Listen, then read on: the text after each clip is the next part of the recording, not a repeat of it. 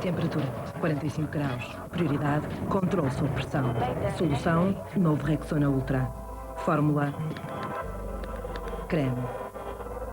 Ação, eficácia imbatível. Resultado, calma, fresca, seca. Novo Rexona Ultra.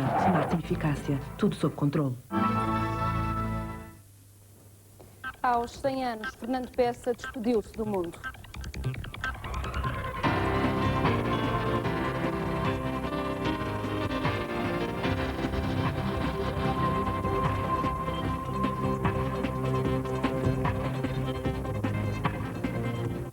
Boa noite. Fernando Peça morreu na madrugada passada depois de várias semanas de luta contra o tempo.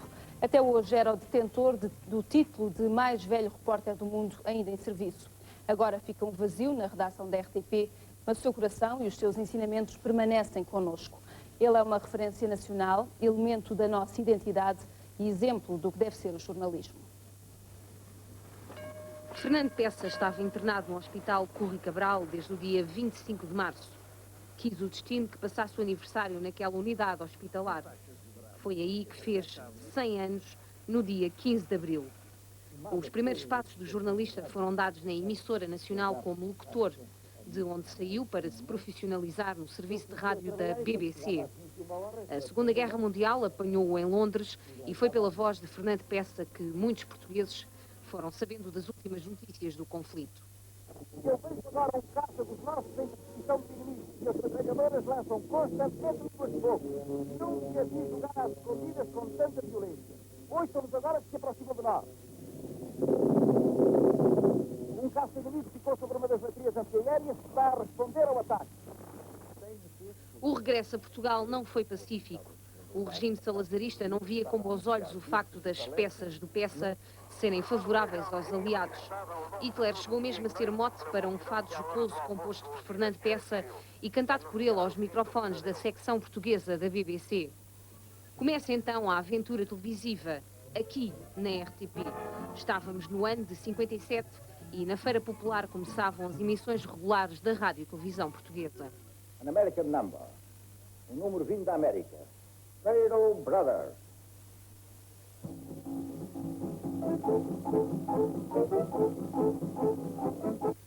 Mas o registro mais conhecido de Peça são os recados e alertas enviados à Câmara Municipal de Lisboa sobre os problemas da capital. Sr. Presidente da Câmara Municipal de Lisboa, eu tenho a certeza de que o senhor não sabe o que se passa aqui em Belém, porque um engraçadinho veio aqui, limpou a barriga do V, limpou o M e transformou Torre de Belém em Torre Pelé. Um século de vida é pouco para quem tinha tanta vontade de viver. Jorge Sampaio emitiu hoje uma mensagem de homenagem a Fernando Peça. O presidente lamentou o desaparecimento de um homem que deixará para sempre uma marca cultural e ética no jornalismo português. Sampaio lembra de Peça o seu espírito de liberdade e dedicação e afirma que a sua voz foi de elegância, justiça e generosidade. Por entre a tristeza, muitas foram as vozes de colegas e amigos que hoje falaram sobre Fernando Peça. Para todos era um grande profissional de rádio e da televisão, alguém com excepcionais qualidades humanas. Fernando Peça, do ponto de vista profissional, era o autor de um jornalismo de proximidade com os portugueses. Como pessoa, era um homem extremamente exigente consigo próprio, um homem de uma dignidade extraordinária.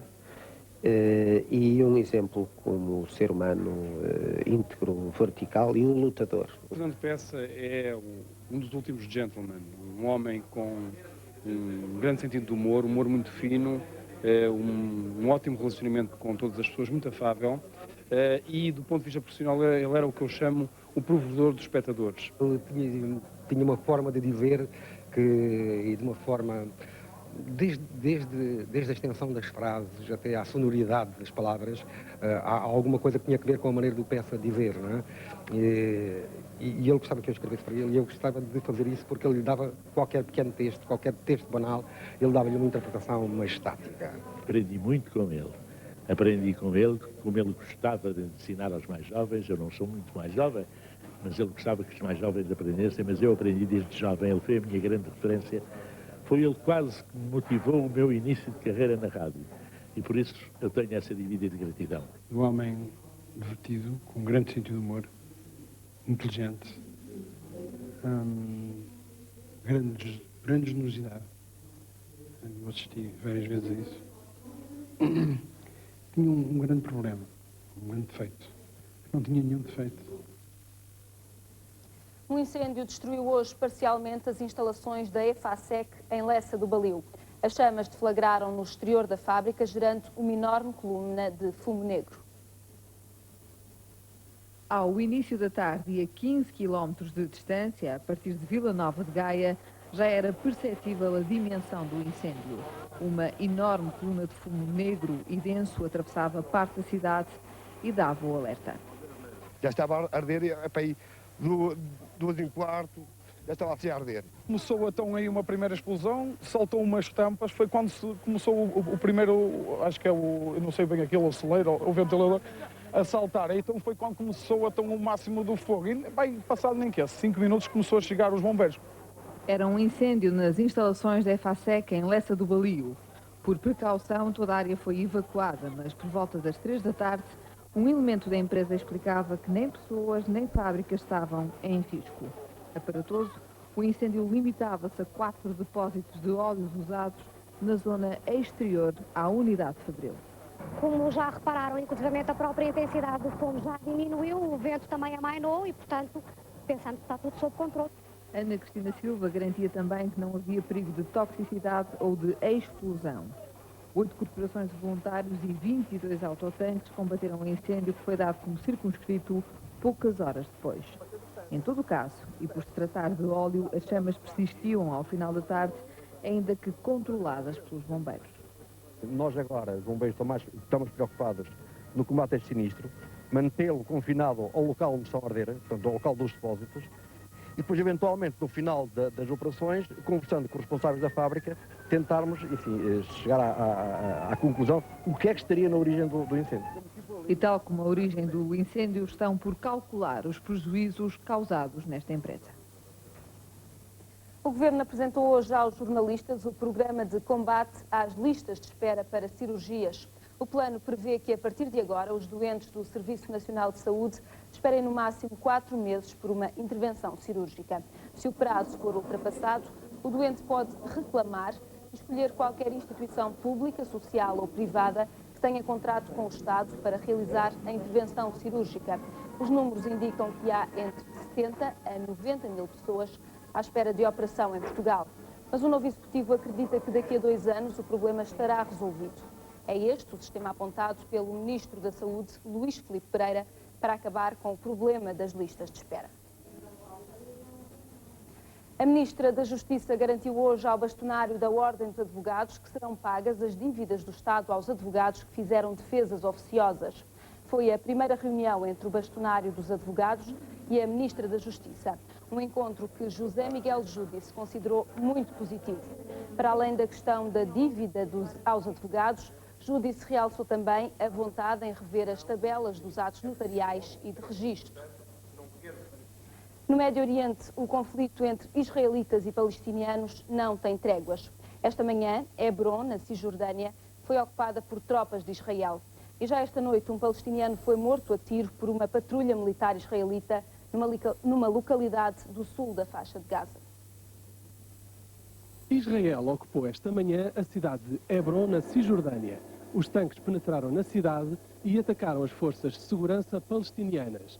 Nos combates, morreram 9 pessoas e dezenas foram feridas. As forças de Israel detiveram 200 pessoas e confiscaram armas e explosivos. We believe that the Israeli government, by taking this step of reoccupying Hebron, is in fact declaring that its intention is to continue the war against the Palestinian people. Israel is not invading an area, but when some terrorists are coming from a certain place, our soldiers are going to the place looking for the nest of terror and murder and trying to get hold of the people who are responsible for the killing. A resposta de Israel ao ataque a um colonato judeu no sábado, em que morreram 4 pessoas. Entretanto, em Belém, onde centenas continuam sitiados na Igreja da Natividade, foi hoje morto um homem por um atirador israelita. De acordo com Israel, o homem estava armado e foi batido quando avançava em direção às tropas. Enquanto isso, as Nações Unidas esperam autorização para se deslocarem até ao campo de Jenin, de modo a verificarem o que aí aconteceu. Miguel Moratinos, o enviado da União Europeia, visitou hoje o local e prometeu trabalhar pela paz na região. Israel aceitou a proposta norte-americana que estabelece liberdade de movimentos para Arafat. Em troca, os suspeitos do assassínio do ministro do Turismo de Israel deverão ficar sob custódia de americanos e britânicos. Enviados de Bush e de Tony Blair encontraram-se já esta noite com Arafat. O Alverca, já condenado a descer de divisão, despediu-se hoje do seu público com uma vitória sobre o Guimarães por 3-2. Um jogo que encerrou a penúltima jornada do campeonato da Primeira Liga. Começou melhor o Vitória de Guimarães em Alverca, com 3 oportunidades nos primeiros 15 minutos, a mais flagrante aos 11, este remate de Guga ao poste da baliza de Yannick. Mas foi o Alverca quem marcou aos 20 minutos. Falhanço de William, implacavelmente aproveitado por Quinzinho. Alverca na frente, mas antes do intervalo, o Vitória iria chegar ao empate, após este passe de Marco, depois Fangueiro, e Romeu a concluir o empate aos 28 minutos. Mais golos para o segundo tempo, e repare bem, 5 minutos após o intervalo, um golo para figurar entre os melhores da presente edição da Primeira Liga. Seu autor, Rui Borges. É para ver e deliciar-se. Espetacular o remate de Rui Borges do Alverca. Fica aí com mais uma repetição deste golo esplendoroso. No entanto, mais à frente, no minuto 77, o Vitória de Guimarães voltaria a empatar a partida através de Hugo Cunha, aproveitando o total desplicência da defensiva do Alverca. Só que a 4 minutos do fim, a equipa de Vítor Manuel conseguiu mesmo arrancar a vitória neste remate de Vargas, com Palazzi a ver a bola passar. 3-2 o resultado final. O Alverca, com esta vitória, deixou o último lugar ao Farense. Vamos agora à previsão do tempo para amanhã. Céu limpo ou pouco nublado no sul, Faro de 13 a 22 graus. No centro-sul também céu limpo ou pouco nublado, Lisboa 12 a 19 graus. No centro-norte, céu um pouco mais carregado em algumas regiões, Coimbra 9 a 19 graus. No norte, períodos de chuva, Porto 8 a 17 graus. Nos Açores, céu nublado em todo o arquipélago, Ponta Delgada 14 a 20 graus. No Grupo Central, Angra 14 a 19 graus, Angra do Heroísmo 13 a 19. No Grupo Ocidental, Santa Cruz das Flores 13 a 19 graus. Na Madeira, períodos de céu muito nublado, Funchal 15 a 21 graus, Porto Santo 15 a 18. Foi a edição do 24 Horas. Obrigado pela sua companhia. Boa noite. Até amanhã.